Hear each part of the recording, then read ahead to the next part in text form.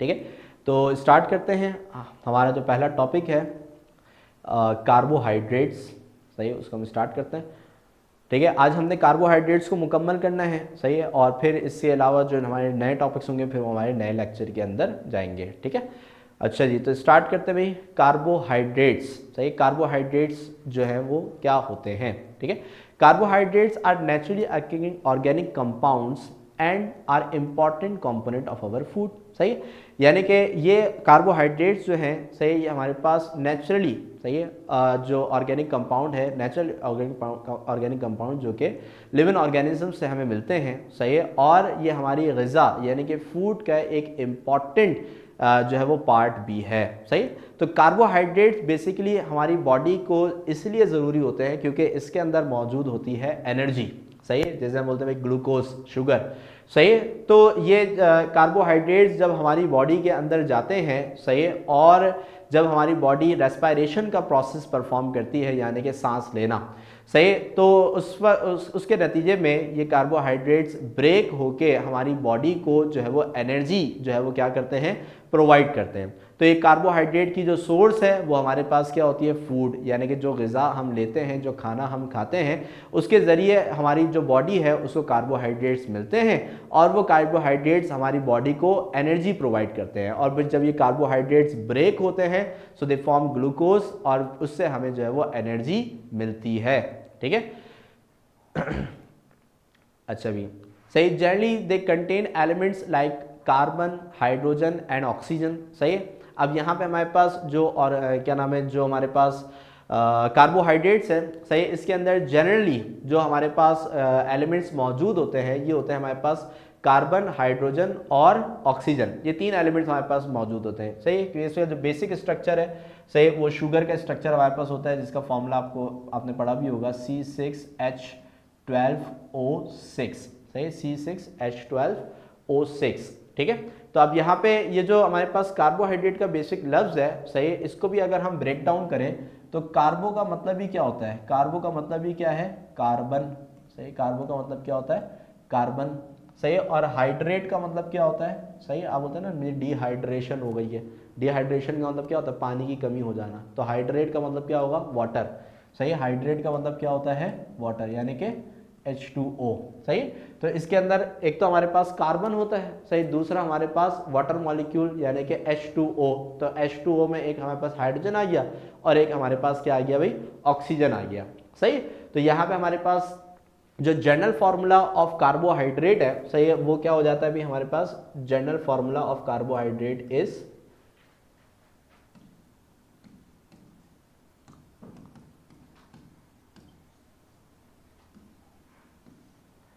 CnH2n, सही है, ON, सही, CnH2nOn। ठीक है, तो अब यहाँ पे हमारे पास क्या है कि जो N है वो बेसिकली कार्बन की तादाद है। सही है, तो आप यहाँ पे जो कार्बन की वैल्यू है वो उसको आप पुट करते जाओ, सही है, आपको जो है वो यहाँ पे जो कार्बोहाइड्रेट है उसका फॉर्मूला मिलता जाएगा। जैसे कि यहाँ पे बेसिक आपके पास फॉर्मूला बना हुआ भी है शुगर का, सही, C6H12O6। सही, तो यहाँ पे अगर मैं कार्बन की वैल्यू C के साथ में अगर 6 पुट करता हूँ तो वो H में 2 के साथ 6 मल्टीप्लाई होकर क्या हो जाएगा, 12, और O के साथ भी क्या आ जाएगा, 6 आ जाएगा। सो CnH2n into ON is the general formula of carbohydrate, ये इसका जनरल फार्मूला होता है। ठीक है, तो कार्बोहाइड्रेट का जो नाम है इसके अंदर ही हमारे पास क्या मौजूद है, कार्बन, और हाइड्रेट का मतलब होता है ऑक्सीजन, सॉरी, हाइड्रेट का मतलब होता है वाटर, H2O। ठीक है, तो ये जब दो चीज़ें आपस में कंबाइन होती हैं दे फॉर्म कार्बोहाइड्रेट्स। सही है, और इसके अंदर इसी वजह से यहाँ पे कार्बन, हाइड्रोजन और ऑक्सीजन मौजूद रहते हैं। सही, इसके बाद मेजॉरिटी, सही, majority of the carbohydrates are sweet in taste, so they are called saccharides. सही, तो यहाँ पे हमारे पास जो क्या नाम है, जितने भी कार्बोहाइड्रेट्स कंटेनिंग फूड आइटम्स हैं जिनके अंदर कार्बोहाइड्रेट्स मौजूद होते हैं, सही, वो जनरली हमारे पास ज़्यादातर क्या होते हैं, स्वीट इन टेस्ट होते हैं। सही, जैसे कि शुगर भी हो गया, मैं भी शुगर के नाम ही ले रहा हूँ। सही, तो शुगर हो गया तो it is sweet in taste. सही, तो इसी वजह से इनको हम क्या कहते हैं, सैकराइड कहते हैं। सही, जिसका मतलब स्वीट इन टेस्ट होता है। सही, इसके बाद lastly carbohydrates play an important role in human, सही है, हाँ, सैकराइड का मतलब, सही, ग्रीक उस लफ्ज़ से निकला है, ग्रीक आई थिंक लैटिन है, सही, उसका मतलब जो है वो स्वीट इन टेस्ट होता है, ठीक है। तो अब यहाँ पे हमारे पास क्या है, carbohydrates play an important role in human body, they act as a energy source, सही। तो जब मैंने आपको बात बताई कि भाई जो इंसान की जो बॉडी है उसको जो एनर्जी मिलती है, सही, एनर्जी जो मिलती है, सही, वो किसके ज़रिए मिलती है भाई, कि जब हम अपनी ग़िज़ा लेते हैं यानी कि फूड जब हम कंज्यूम करते हैं, सही, उसके अंदर हमारे पास क्या मौजूद होते हैं भाई, कार्बोहाइड्रेट्स जो है वो उसके अंदर मौजूद होते हैं, सही, जो कि ह्यूमन बॉडी को जो है वो क्या प्रोवाइड करते हैं भाई, एनर्जी प्रोवाइड करते हैं। So they are the energy source, सही। तो ये कार्बोहाइड्रेट बेसिकली क्या है, ये हमारे लिए एक एनर्जी सोर्स का काम करते हैं, ये हमारी बॉडी को जो है वो एनर्जी प्रोवाइड करते हैं। क्लियर हो गई बात यहाँ पे, सही। तो ये तमाम जो पॉइंट्स हैं, सही, एक तरीके से इंट्रोडक्शन है कार्बोहाइड्रेट का। तो इसको एक दफ़ा जल्दी से रीड आउट कर लें और इसमें कोई भी क्वेश्चन हो तो जल्दी से आप जो है वो इसमें पूछ लें, शाबाश।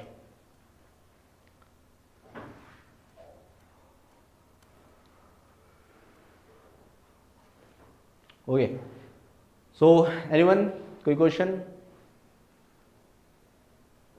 ओके, सही। तो अब जो है वो आगे की तरफ हम मूव करते हैं, ठीक है। अच्छा भैया, अब स्ट्रक्चर वाइज अगर हम देखें, सही है, ओके हसन, ठीक है। तो अगर हम स्ट्रक्चर वाइज इसको हम अगर देखें तो स्ट्रक्चर वाइज जो कार्बोहाइड्रेट्स है ये हमारे पास दो कैटेगरीज के अंदर डिवाइडेड हैं, सही है।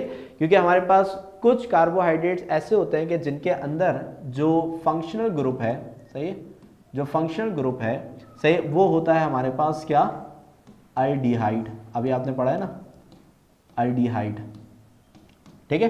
तो कुछ हमारे पास कुछ हमारे पास कार्बोहाइड्रेट्स ऐसे होते हैं कि जिनके अंदर फंक्शनल ग्रुप क्या मौजूद होता है, अल्डिहाइड मौजूद होता है, सही। और कुछ जो हमारे पास कार्बोहाइड्रेट्स हैं वो ऐसे होते हैं कि जिनके अंदर हमारे पास फंक्शनल ग्रुप क्या होता है बेटा, कीटोन होता है, सही, क्या होता है, कीटोन, सही। तो कुछ कार्बोहाइड्रेट्स हमारे पास जो है वो अल्डिहाइड बेस्ड होते हैं और कुछ कार्बोहाइड्रेट्स हमारे पास जो है वो कीटोन बेस्ड होते हैं, डिपेंडिंग ऑन कि उनके अंदर कौन सा फंक्शनल ग्रुप जो है वो मौजूद है, सही। तो यहाँ पे हमारे पास क्या नाम है, वो कार्बोहाइड्रेट के जिनके अंदर aldehyde as a functional group के तौर पे मौजूद होता है, सही, वो हमारे पास कहलाते हैं अल्डोस, सही। और वो कार्बोहाइड्रेट के जिसके अंदर हमारे पास फंक्शनल ग्रुप कीटोन मौजूद होता है, सही, वो हमारे पास क्या कहलाते हैं, कीटोस, ठीक है, सही। तो depending on the functional group present in the structure of carbohydrates, सही, it is divided into two categories, ठीक है।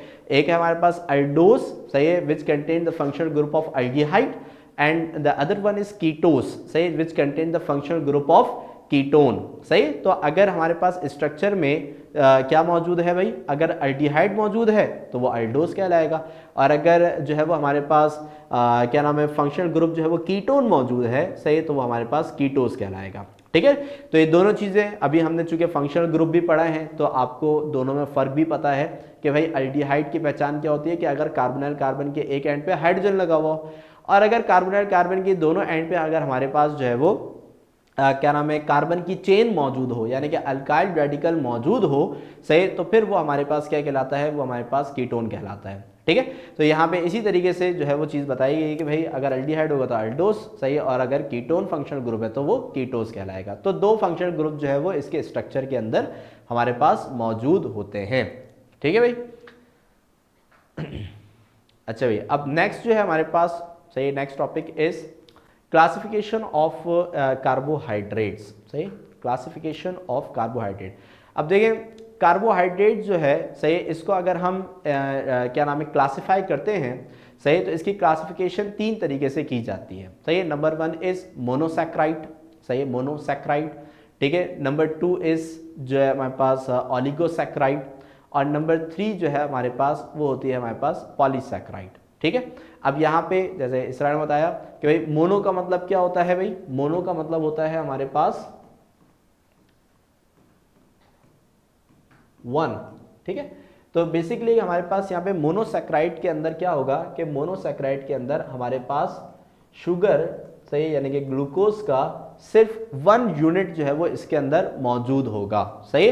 यानी कि हमारे पास जो C6H12O6 है, सही है, उसका सिर्फ एक ही यूनिट जो है वो इसके अंदर हमारे पास क्या होगा, मौजूद होगा। सही है, अब यहाँ पे हमारे पास, सही है, अब यहाँ पे हमारे पास अगर इसको डिफाइन करें, सही है, these are also called simple sugar. सही है, इसको हम क्या कहते हैं, सिंपल शुगर कहते हैं। सिंपल का कहने की जो वजह है वो यही है क्योंकि इसके अंदर हमारे पास शुगर का सिर्फ एक यूनिट ही मौजूद होता है। सही है, अच्छा, ये these carbohydrates can not be further simplified on hydrolysis. तो अगर हम क्या करते हैं कि भाई क्या नाम है, जो शुगर है, सही है, अगर हम मोनोसैक्राइड की हाइड्रोलाइसिस करवाते हैं, यानी कि इसका अगर हम वाटर के साथ रिएक्शन करवाते हैं, तो ये फिर फर्दर जो है वो ब्रेक डाउन नहीं होता, क्योंकि भाई सिंपल है ना, तो इसकी फिर फर्दर ब्रेक डाउन जो है वो नहीं होती। सही, तो यहाँ पे हमारे पास क्या है भाई, जैसे कि भाई हमारे पास है ग्लूकोज, जैसे grape sugar belong to aldose and fructose यानी कि हनी, सही, टू कीटोस आर, सही, ये एग्जाम्पल है हमारे पास किस चीज की भाई, मोनोसैक्राइड की। सही, तो अब इसमें हमारे पास होता है क्या है कि अगर हमारे पास कोई भी मोनोसैक्राइड जो है वो मौजूद है, अगर हम उसकी हाइड्रोलाइसिस करवाते हैं, यानी कि वाटर के साथ अगर उसका रिएक्शन करवाते हैं, तो भाई कोई भी रिएक्शन यहाँ पे नहीं होगा। सही, क्यों, क्योंकि मोनोसैक्राइड के अंदर सिर्फ एक ही यूनिट होता है। सही, एक यूनिट ऑफ शुगर होता है जो कि फर्दर ब्रेक डाउन नहीं हो सकता। सही, तो अगर आप इसका वाटर के साथ रिएक्शन कराओगे तो कोई भी रिएक्शन यहाँ पे परफॉर्म नहीं होगा, क्योंकि इसके अंदर सिर्फ और सिर्फ हमारे पास एक ही यूनिट शामिल होता है। सही, अब यहाँ पे हमारे पास क्या है कि अगर, सही है, इसको हम समझें तो भाई यहाँ पे हमारे पास जो फॉर्मूला है, सही, वो है हमारे पास C6H12O6, सही, C6H12O6। तो अगर मैं इसका वाटर के साथ रिएक्शन करा रहा हूँ, सही, तो उसके नतीजे में मुझे कुछ भी नहीं मिल रहा। सही, यानी कि ब्रेक डाउन होगा ही नहीं, क्योंकि C6H12O6 is a single unit. सही, ये एक यूनिट है, सही, जिसका स्ट्रक्चर कुछ इस तरीके से होता है। सही, यहाँ पे आपको डायग्राम नजर आ रही होगी। सही, कि यहाँ पे आपको जितने भी ये ब्लैक डॉट्स नजर आ रहे हैं, दे ऑल आर कार्बन। सही, ये सारे के सारे क्या है, कार्बन है। ठीक है, और जितने भी आपको यहाँ पे रेड डॉट्स नजर आ रहे हैं, ये सारे के सारे क्या हैं, ऑक्सीजन है। सही, और जितने भी आपको यहाँ पे ग्रे डॉट्स नजर आ रहे हैं, सही है, वो सारे के सारे यहाँ पे हाइड्रोजन है। सही, तो इसके अंदर हमारे पास ये जो एक कॉम्प्लेक्स स्ट्रक्चर है किसका भाई, शुगर का। सही है, इसके अंदर ये तमाम कार्बन, सही है, ऑक्सीजन्स एंड हाइड्रोजन्स, ठीक है, ये सारे के सारे जो है वो एक यूनिट के अंदर जुड़े हुए होते हैं। सही, अब अगर हम इसको वाटर के साथ रिएक्ट करवाते हैं तो ये फर्दर ब्रेक डाउन नहीं होते, क्योंकि ये सिंपल एक यूनिट है और एक यूनिट ये फर्दर ब्रेक डाउन नहीं होगा। लेकिन हाँ, अगर एक से ज़्यादा यूनिट जो है वो यहाँ पे जुड़े हुए हों, जैसे कि ऑलिगोसैक्राइड और पॉलीसैक्राइड के अंदर होता है, तो फिर ऑन द हाइड्रोलाइसिस हमें जो है वो यहाँ पे जो यूनिट्स हैं वो ब्रेक डाउन होते हुए नजर आते हैं। So monosaccharide are the simple sugar, क्योंकि इसके अंदर शुगर का सिर्फ एक ही यूनिट जो है वो मौजूद होता है। इसी वजह से ऑन द हाइड्रोलाइसिस कोई भी रिएक्शन अकर नहीं होता, क्योंकि यहाँ पे जो है ब्रेक डाउन ये नहीं हो सकते, फर्दर ये ब्रेक डाउन नहीं हो सकते। ठीक है भाई, तो इसके अंदर किसी भी क्वेश्चन, एनीवन?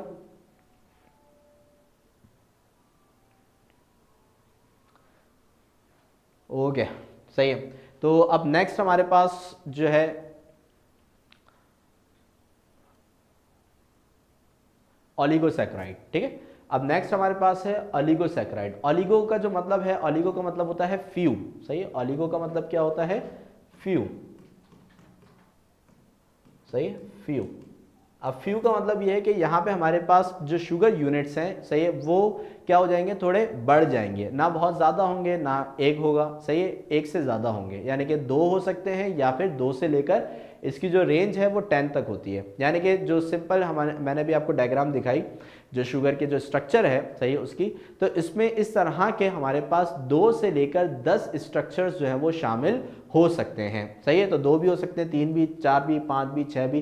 तो अगर 2 से 10 तक अगर हमारे पास यूनिट्स शुगर के कंबाइंड हैं, तो फिर ये हमारे पास क्या कहलाता है, ये कहलाता है ऑलिगोसैक्राइड।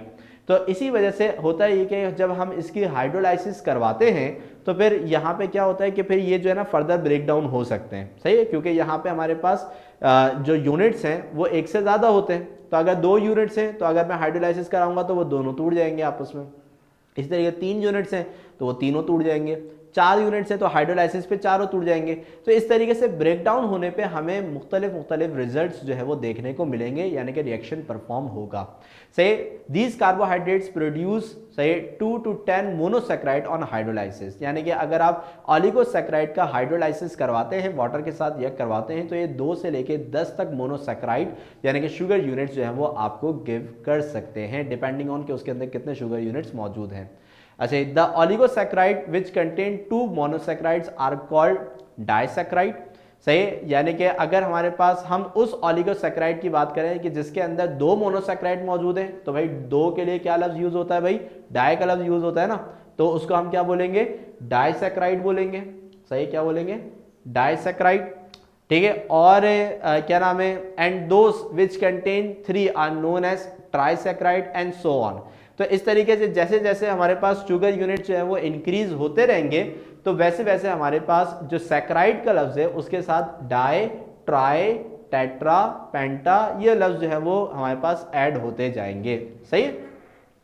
अच्छा, अब अगर हम इसका रिएक्शन करवाते हैं, सही, तो बेसिकली हमारे पास क्या होगा कि भाई ऑलिगोसैकेराइड का रिएक्शन अगर मैं वाटर के साथ कराता हूँ, यानी कि अगर मैं ऑलिगोसैकेराइड का जो है हाइड्रोलाइसिस करवाता हूँ, तो मुझे यहाँ पे 2 से लेके 10 तक मोनोसैकेराइड मिलेंगे, डिपेंडिंग ऑन कि उसके अंदर कितने यूनिट्स जो हैं वो मौजूद हैं शुगर के। 2 होंगे तो 2 मिलेंगे, 3 होंगे तो 3 मिलेंगे, 4 होंगे तो 4 मिलेंगे।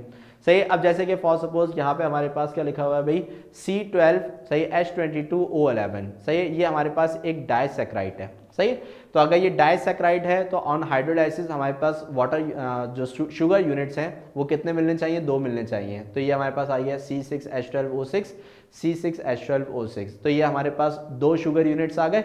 सही, तो इसका मतलब ये है कि भाई ये जो हमारे पास ऑलिगोसैकेराइड है इसके अंदर 2 जो है वो मोनोसैकेराइड यूनिट्स जो है वो मौजूद थे, और ब्रेक डाउन होने पे इसने हमें जो है जो है वो 2 मोनोसैकेराइड जो है वो गिव किए। अब इसके अंदर अगर हमारे पास जो है क्या नाम है, अगर 3 क्या नाम है मोनोसैकेराइड होते तो ब्रेक डाउन होने पे इसी तरीके से हमें 3 जो है वो शुगर मॉलिक्यूल्स मिल जाते हैं। सही, और इसी तरीके से सो ऑन, जितने भी होंगे उतने ज़्यादा हमें मोनोसैकेराइड जो है वो यूनिट्स मिलते रहेंगे ऑन द हाइड्रोलाइसिस। ठीक है भाई, तो यहाँ तक जो बात लिखी हुई है इसके अंदर कोई प्रॉब्लम, एनीवन? ओके, सही है। अब यहाँ पे मैंने आपके साथ एक पिक्चर भी शो करी है कि भाई यहाँ पे हमारे पास जो ये यूनिट्स हैं ये आपस में किस तरीके से ज्वाइन अप हुए हुए होते हैं। सही, तो यहाँ पे आप देख सकते हो कि भाई एक मैंने यहाँ पे ऑलिगोसैकेराइड बनाया है जिसमें आप देख सकते हो कि भाई यहाँ पे 2 यूनिट्स जो हैं क्या नाम है मोनोसैकेराइड के, वो आपस में क्या हुए हैं, बॉन्डेड हुए हैं। तो ये हमारे पास डाइसैकेराइड की एक स्ट्रक्चर आ जाएगा। और फिर इसी तरीके से यहाँ पे आप देख सकते हो कि यहाँ पे 3 यूनिट्स जो है वो आपस में कंबाइन हुए हैं, तो ये हमारे पास क्या हो जाएगा, ट्राइसैकेराइड हो जाएगा। सही है, और इसी तरीके से हमारे पास यहाँ पे जो है सही क्या नाम है 4 जो मोनोसैकेराइड के यूनिट्स हैं ये आपस में कंबाइन हुए हैं, तो ये हमारे पास क्या हो जाएगा, टेट्रासैकेराइड्स की कैटेगरी के अंदर आ जाएगा। सही है, तो इसी तरीके से हमारे पास जो एक यूनिट है सही वो आपस में ज्वाइन होते होते सही जो यहाँ पे क्या नाम है चेन है सही है उसको इंक्रीज करता रहेगा, बड़ा करता रहेगा। सही है, और इस तरीके से हमारे पास जो ऑलिगोसैकेराइड है वो फॉर्म होता रहेगा। सही है, आपने ये स्ट्रक्चर बोर्ड में तो ड्रॉ नहीं करने, सिर्फ फॉर द इलस्ट्रेशन मैंने आपके साथ ये चीज़ शेयर करी है। क्लियर हो गई बात यहाँ पे? ठीक है, अच्छा जी, अब क्लासिफिकेशन के अंदर सही है, क्लासिफिकेशन के अंदर जो अब हमारे पास लास्ट कैटेगरी है वो है पॉलीसैकेराइड की। अब बात तो वाज़ेह है कि भाई अब अगर हम 10 से भी आगे जाते हैं सही है तो मोर देन 10 सही है, 10 से भी अगर हम आगे जाते हैं तो फिर वो हमारे पास क्या आ जाएगा भाई, पॉलीसैकेराइड के अंदर आ जाएगा। तो पॉली मीन्स मैनी। सही है, तो इसका मतलब क्या होगा कि अगर हमारे पास many monosaccharides are combined they form the polysaccharide. सही है, so these carbohydrate are produce more than 10 monosaccharides on hydrolysis. तो क्योंकि इसके अंदर 10 से ज़्यादा होंगे तो हाइड्रोलाइसिस पे भी आपको मोनोसैकेराइड की जो तादाद है वो 10 से ज़्यादा ही मिलेगी। सही है, अच्छा, these are also called polymeric carbohydrates. सही है, in these carbohydrates monosaccharides are connected by glycosidic linkage. सही, तो यहाँ पे हमारे पास क्या होता है कि जो हमारे पास पॉलीसैकेराइड है सही, इसको हम पॉलीमेरिक कार्बोहाइड्रेट्स भी कहते हैं। पॉलीमेरिक कार्बोहाइड्रेट्स का मतलब क्या होता है कि पॉलीमर का जो लफ्ज़ है ना सही, वो निकला है इस चीज़ से कि अगर हमारे पास छोटे छोटे यूनिट्स सही आपस में जब जुड़ जाते हैं, सही छोटे छोटे यूनिट्स जब आपस में जुड़ जाते हैं तो ये एक बड़ा कंपाउंड क्या कर लेते हैं, फॉर्म कर लेते हैं। सही, जब छोटे छोटे यूनिट्स आपस में जुड़ जाते हैं तो एक बड़ा कंपाउंड फॉर्म करते हैं। तो ये जो छोटे छोटे यूनिट्स होते हैं, मॉलिक्यूल्स, जो छोटे छोटे मॉलिक्यूल्स हैं, इसको हम बोलते हैं मोनोमर्स। सही, क्या बोलते हैं इसको हम, मोनोमर्स। और जब ये मोनोमर्स आपस में जुड़ जाते हैं और एक बड़ा मॉलिक्यूल बनाते हैं तो ये कहलाता है हमारे पास पॉलीमर। सही, क्या कहलाता है ये, पॉलीमर कहलाता है। सही, तो इसी तरीके से पॉलीसैकेराइड जो है वो छोटे छोटे मोनोसैकेराइड से मिलके बना है ना, तो इसी वजह से इसको हम क्या बोलते हैं, पॉलीमेरिक कार्बोहाइड्रेट कहते हैं। सही, क्योंकि इसके अंदर पॉलीमराइजेशन का प्रोसेस हुआ है और ये जो छोटे छोटे हमारे पास मोनोसैकेराइड्स हैं ये आपस में जुड़ के, सही, आपस में जुड़ के एक बड़ा पॉलीमेरिक कार्बोहाइड्रेट जो है वो फॉर्म करते हैं।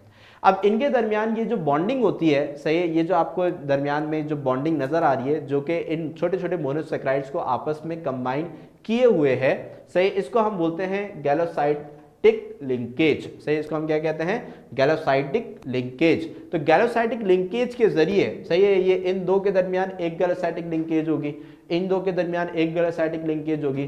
तो यहाँ पे जो एक एक मोनोमर है, सही, सॉरी, दो दो मोनोमर्स हैं, इनके दरमियान में हमारे पास गैलोसाइटिक लिंकेजेस जो है वो मौजूद होते हैं, जिसके जरिए ये तमाम मॉलिक्यूल्स जो है वो आपस में कंबाइन होके एक बड़ा पॉलीमेरिक कार्बोहाइड्रेट जो है वो फॉर्म करते हैं। और इसके अंदर हमारे पास n नंबर ऑफ मोनोसैकेराइड्स मौजूद है। n नंबर्स यानी कि इसमें 10 से ज़्यादा इस पर कोई भी रेंज नहीं है, सही, हो सकते हैं जितने भी हमारे पास हों, तो इससे हम बोलते हैं n नंबर्स ऑफ, सही, पता ही नहीं है यहाँ पे इसकी रेंज कितनी है। ठीक है, तो पॉलीसैकेराइड में अगर हम क्या करते हैं कि भाई इसका हाइड्रोलाइसिस कराते हैं, सही है, तो यहाँ पे हमारे पास क्या होगा, सही, क्योंकि 10 से ज़्यादा है ना, अब 10 से ज़्यादा कितने भी हो सकते हैं, सही है, तो बहुत ज़्यादा हमारे पास लंबी चेन्स भी इसके अंदर हो सकती हैं। सो मोर देन 10 मोनोसैकेराइड्स हमें मिलेंगे। ये बात तो पक्की है कि भाई 10 से ज़्यादा ही मिलेंगे, क्योंकि 10 से कम मिलेंगे वो तो ऑलिगोसैकेराइड है। सही, तो 10 से ज़्यादा पे हमारे पास पॉलीसैकेराइड जो है वो फॉर्म होते हैं। सही, तो अब यहाँ पे आप देखें तो हमारे पास यहाँ पे इसका जो फॉर्मूला है इसके नीचे आपको n लिखा हुआ नजर आएगा। इसका मतलब है कि यहाँ पे हमने एक पॉलीसैकेराइड लिया हुआ है, क्योंकि इसके अंदर जो हमारे पास जो मोनोसैकेराइड है उसके हमने n नंबर ऑफ मॉलिक्यूल्स को आपस में कंबाइन किया हुआ है। तो अगर हम इसका हाइड्रोलाइज करवाते हैं, इसका वाटर के साथ रिएक्ट करवाते हैं, तो हमें यहाँ पे C6H12O6 के जो मॉलिक्यूल्स हैं वो भी n नंबर्स ऑफ मिलेंगे, यानी कि जितने यहाँ पे होंगे, अगर जैसे फॉर सपोज 15 हैं तो हमें यहाँ पे 15 जो है वो मोनोसैकेराइड्स मिल जाएंगे। अगर यहाँ पे 20 हैं तो 20 मोनोसैकेराइड्स मिल जाएंगे। यहाँ पे 25 हैं तो 25 मोनोसैकेराइड्स मिल जाएंगे। तो जितने ज़्यादा यूनिट्स यहाँ पे आपस में जुड़े हुए होंगे ऑन द हाइड्रोलाइसिस, हमें उतने मोनोसैकेराइड्स जो हैं वो मिलते जाएंगे। सही है सर, n रिप्रेजेंटिंग पॉलीसैकेराइड, सही, n represent the number of monosaccharides, सही है, कि कितने मोनोसैकेराइड्स यहाँ पे कंबाइन हुए हुए हैं। सही है, तो जितने ज़्यादा मोनोसैकेराइड यहाँ पे जुड़ते जाएंगे उतनी ज़्यादा n की वैल्यू यहाँ पे बढ़ती जाएगी, और वाटर के साथ रिएक्ट होने पे हमें उतने ही ज़्यादा मोनोसैकेराइड्स भी मिलते रहेंगे।